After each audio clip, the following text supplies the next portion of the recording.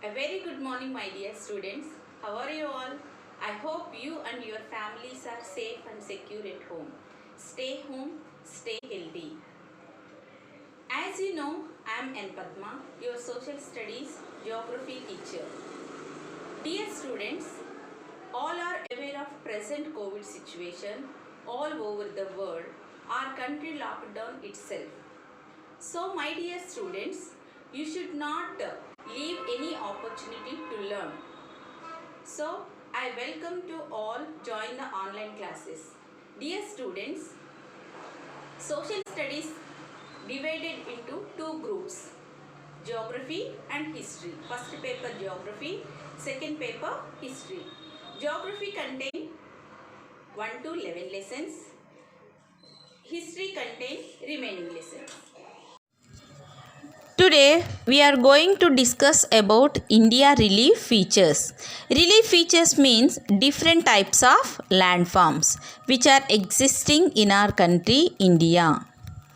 The physical features are the different landforms like mountains, plains, plateaus, rivers, etc. Now first, location of our country in the world map. Page number 1, look at the world map. So location of India in the world. Location of India in the world. So top of the map shows north direction. Bottom of the map shows south direction and east direction and west direction. So here some horizontal lines and vertical lines drawn on the globe. Yes. So equator. This is equator 0 degrees latitude. The lines which are horizontally are called latitudes. The lines are vertically known as longitudes. So 0 degrees latitude, 0 degrees latitude equator divides the globe into two equal parts. Equator to North Pole, Northern Hemisphere, and equator to South Pole, Southern Hemisphere. So our country India located in Northern Hemisphere. Next, 0 degrees longitude. 0 degrees longitude to east side, Eastern Hemisphere, and 0 degrees longitude to west side, Western Hemisphere. So our country located in Eastern Hemisphere. Latitudinal wise, our country located in Northern Hemisphere. Longitudinal wise, our country located in Eastern Hemisphere. So our country located in Northeastern Hemisphere. Introduction to relief features of India. India is the country that covers the greater part of South Asia. It is a country with varied diversity. In India, most of the places are located in the river valleys and other places are located in the mountains. The country has a great diversity of relief features, that is, features related to landscape of the particular areas. It contains all the major physical features of the earth like mountains, plains, desert, plateaus and islands. The major relief divisions of India are the Himalayas, the Peninsular Plateau, the Thar Desert, the Indo-Gangetic Plains, the coastal plains and the islands. Now let us study about the location of India on the globe. India is located in the northern hemisphere of the globe. India latitudinally located in the northern hemisphere, longitudinally located in the eastern hemisphere. Totally India located in northeastern hemisphere. On the globe, India lies to the north of the equator between 8 degrees 4 minutes and 37 degrees 6 minutes northern latitude and 68 degrees 7 minutes and 97 degrees 25 minutes eastern longitude. This is the geographical location of our country. Next, the central longitude 82 degrees 30 minutes eastern longitude is considered as the standard meridian of India and is the reference for IST. IST means Indian Standard Time, which is 5.5 hours ahead of Greenwich Mean Time GMT. Once listen carefully, children. This is one mark important question. India, the central longitude 82 degrees 30 minutes eastern longitude is taken as standard meridian which passes near Allahabad. This is the reference for Indian Standard Time IST, and this is 5.5 hours ahead of Greenwich Mean Time GMT. Now, geological background of India. India's geographical position is a result of plate tectonics. It is the shifting of enormous ridged crustal plates over the Earth's underlying layer of molten material. The world landforms originated from two giant lands, Angara land, Laurasia, and Gondwana land. India was a part of Gondwana land. More than 200 million years ago, Gondwana land got split into two pieces, and the peninsular India plate moved towards northeast and came into collision with the Eurasian plain Angara land. So, our country India, Indian Peninsula was a part of Gondwana land.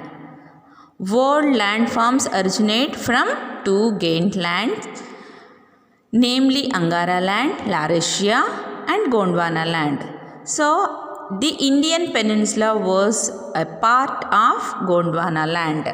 Now, let us study about the Himalayas in detail. The Himalayas comprise three parallel ranges: Himadri, the Greater Himalayas; Himachal, the Lesser Himalayas; and Shivalik. The Himalayan mountains are the highest mountains in the world. The name Himalayan means abode of the snow. It is a mountain range in Asia which separates the part of the Indian subcontinent from the Tibetan plateau. The Himalayas are spread across India, China, Nepal, Bhutan, and Pakistan. The Himalayan range runs in the west-east direction in the form of an arc with 2,400 kilometers of distance. The width of these ranges varies from 500 kilometers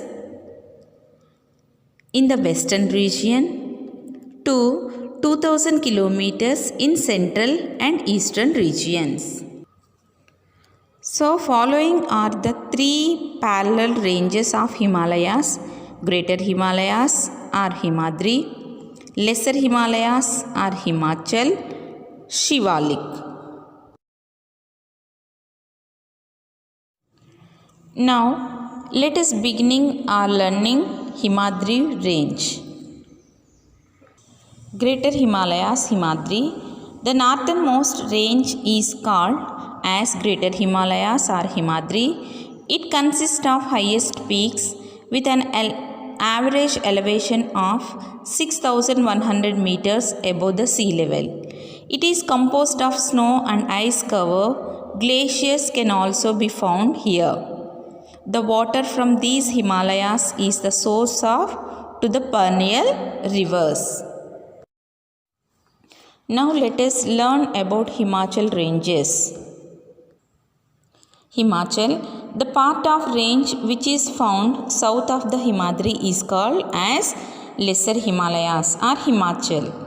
The height of these mountains ranges from 3700 meters to 4500 meters.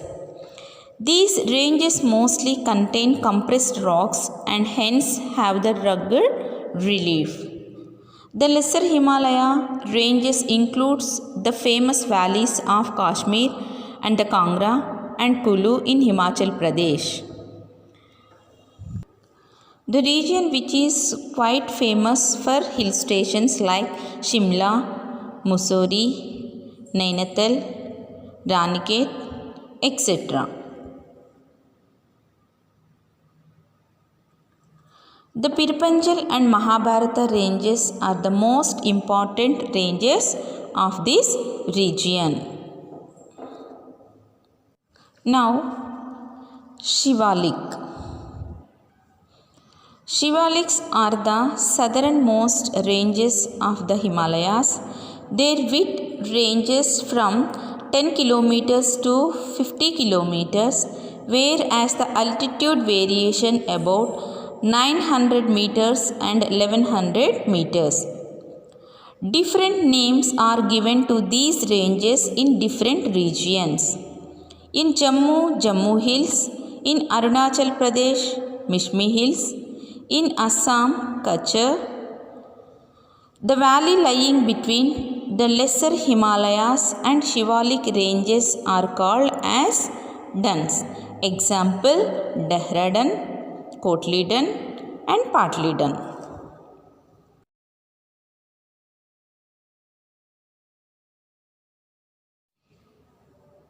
The Purvanchal range. The Purvanchal hills lie in the northeastmost part of the India and are the eastern extension of Himalayas. They cover the states of Assam, Manipur, Tripura, Nagaland.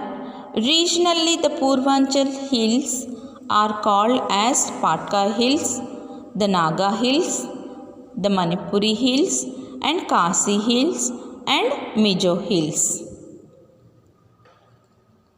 The Purvanchal hills are composed of sedimentary sandstones. After learning about the different ranges of the Himalayas, let us learn about the influence of these mountains of the climate. The Himalayas influence the climatic condition of India in many ways. Some of these influences are: during severe winter, they protect the plains of India from the cold winds of Central Asia. They are the reason for summer rains and monsoon type climate in regions that are behind the Western Ghats. The Himalayan rivers contain a lot of silt and make the plains very fertile.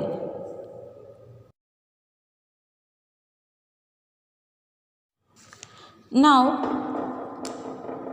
let us discuss another important relief feature of India, that is the Indo-Gangetic Plains.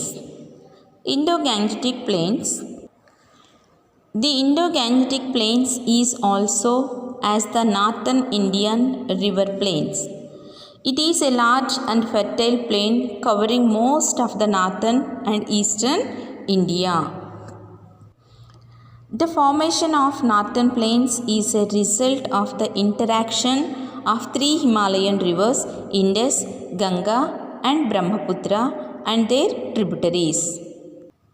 Almost 20 million years ago, it was a shallow basin, but as a time passed by, it got filled with various alluvial soils which were brought by these rivers from the Himalayas. The Indo-Gangetic Plains are of three parts. They are the central part, the western part and the eastern part. Let us learn more about each of these parts. Western part. The western part of the Indo-Gangetic Plains. This part was formed by the river Indus and its tributaries, that is Jhelum, Chenab, the Ravi, the Beas and the Satluj. So, the Indus River basin is largely located in Pakistan, excluding a little portion of Punjab and Haryana plains in India. This region has a doab features, that is, the features of land between two dividing or converging river between two rivers. Doab means the fertile land between two rivers. Next, the central part. It is called as the Ganga Plains. It extends from the river Gagra to Teesta. It is spread across the states of Uttar Pradesh, Bihar, Haryana, Jharkhand and West Bengal. It is the place where rivers like Ganga, Yamuna merge and get distributed into their tributaries, Sone, Kosi, etc. Next, the eastern part of Indo-Gangetic Plains. The eastern part mainly exists in the Brahmaputra Valley of Assam. So, apart from forming the Indo-Gangetic Plains, the rivers flowing from the Himalayas cause deposition of gravel and pebble sediments, leading to the formation of narrow belt. This belt is situated parallel to the foothills of Shivaliks and extend between 8 km to 16 km in length. The belt region can be studied under the names of Babar and Tarai. The Babar belt, a belt which is edges to the foothills of Himalayas and consists of boulders and pebbles.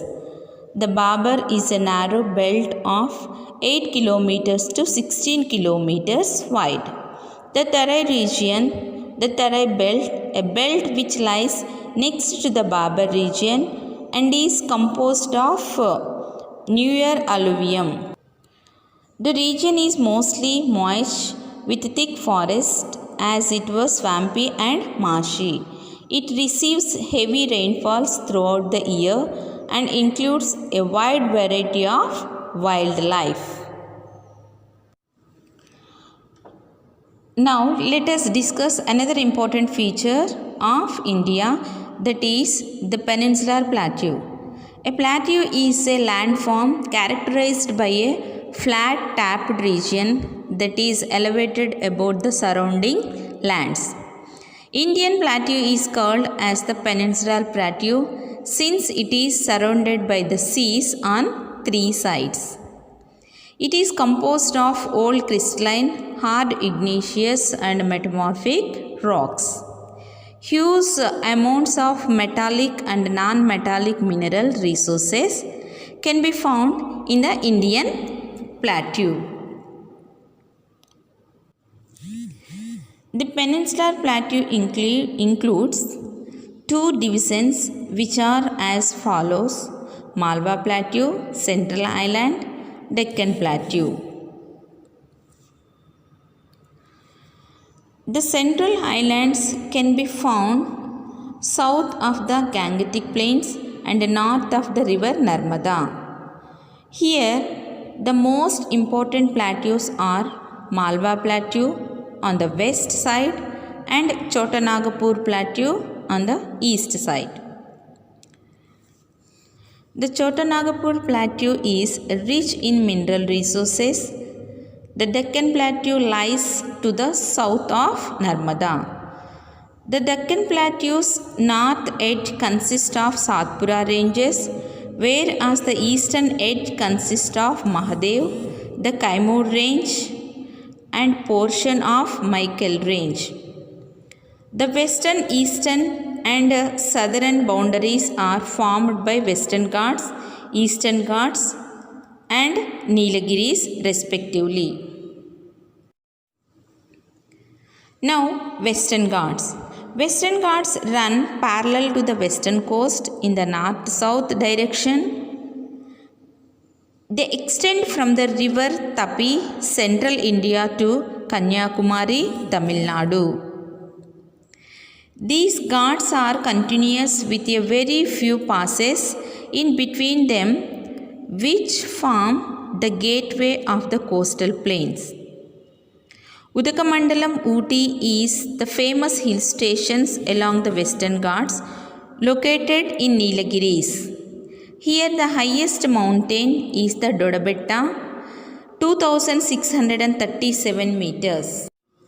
Now Eastern Ghats. Eastern Ghats run in the northeast to southwest direction parallel to the eastern coast of the country. They extend from Mahadev Valley, Odisha to Neelagiris in Tamil Nadu. These ghats are not continuous. So, difference between Western Ghats and Eastern Ghats. Western Ghats are higher than the Eastern Ghats. Eastern Ghats shorter than the Western Ghats. Average Western Ghats average width ranges from 50 kilometers to 80 kilometers. Eastern Ghats are average width ranges from 100 kilometers to 200 kilometers. Western Ghats are average elevation is 900 meters to 1100 meters. Eastern Ghats average elevation about 600 meters. Western Ghats, they includes Annamalai, Palani in Tamil Nadu and Cardamom in Kerala, Cardamom Hills in Kerala. Eastern Ghats, they includes Nallamalas, Velikondas, Palakondas and Seshachala Hills. The Western Ghats, the highest peak in South India is Anaimudi, 2695 meters of Annamalai Hills. Eastern Ghats, the highest peak in Aroma Konda, 1680 meters, located in Chintapalli in Andhra Pradesh. So this is an important question. What is the difference between Western Ghats and Eastern Ghats? Okay children, hope you all understood the topic. India relief features, geographical locations and the Himalayas, the three parallel ranges of Himalayas, Himadri, Himachal, Shivalik, and another important feature, the Peninsular Plateau and the Indo-Gangetic Plains. Thank you.